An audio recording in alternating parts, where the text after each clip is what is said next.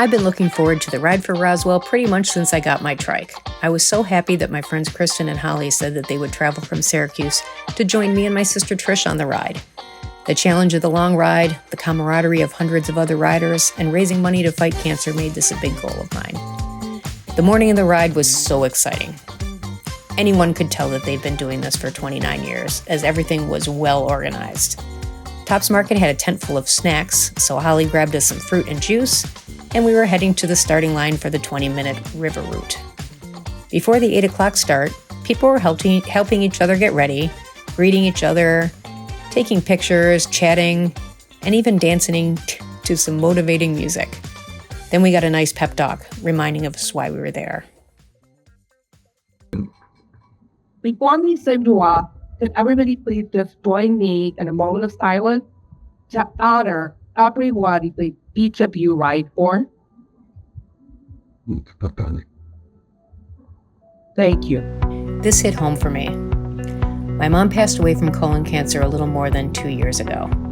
She didn't make it to Roswell as her cancer was diagnosed at stage 4, and it was too late.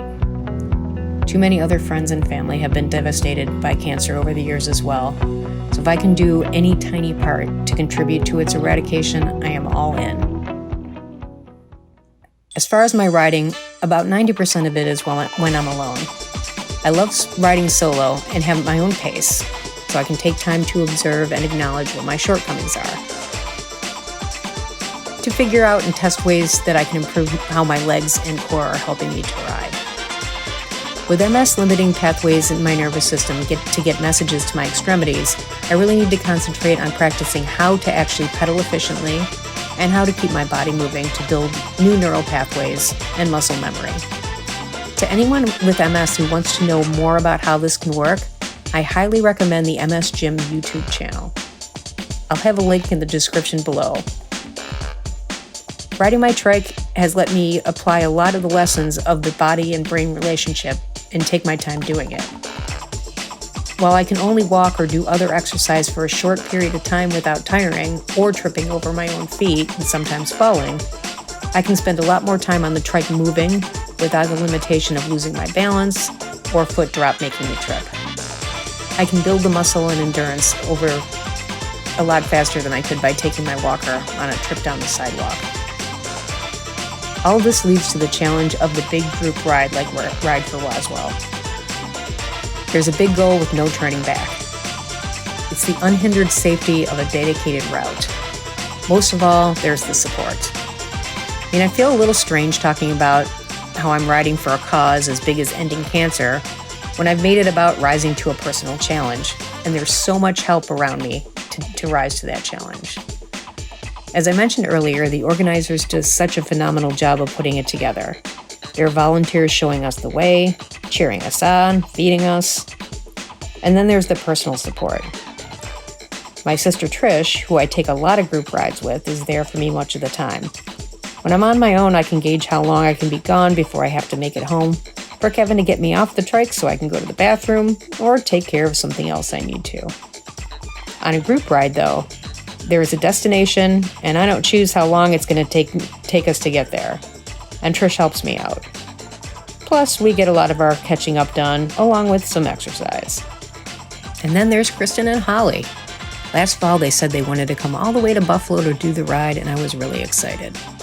There was everything from anticipatory texting all winter long, them traveling all the way to Buffalo with their bikes.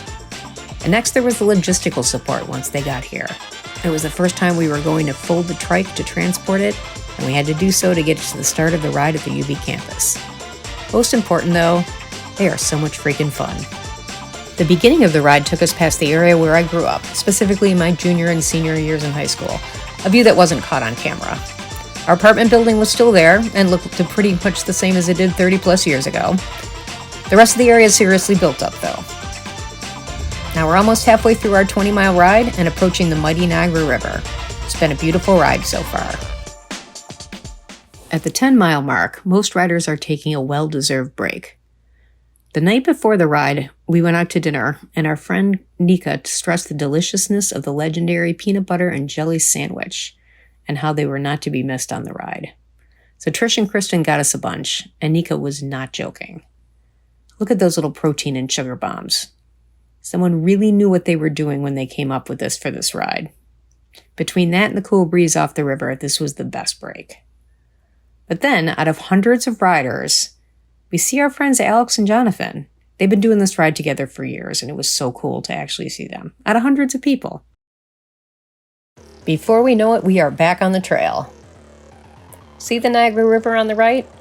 We are really going to miss the nice breeze coming off of it very soon. The first leg of the way back is nice. It's a wooded area where the bike path is. I've traveled on it before. It's good and shady. I'm going to explain an MS symptom for you. In an earlier episode, I mentioned that there are a lot of symptoms that MS causes, and they can affect people in different ways, or not at all. A symptom that really affects me is temperature intolerance. Really cold temperatures cause my muscles to tense up, and the tension never releases, even when I get warm again.